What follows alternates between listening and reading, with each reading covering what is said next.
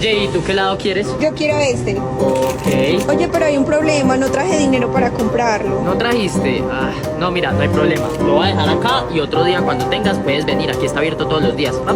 Entonces ahí fue cuando me tiraron la chancla y Ay, se me cayeron las llaves. a mí me pasa todo el tiempo. Ay, sí, qué tonta. Las vas a recoger por acá, es muy peligroso. Tenemos un problema. ¿Qué pasó? Es que me quedé sin gasolina.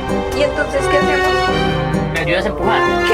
Porque salí con este tipo. Dale, vas muy bien. Sigue, sigue.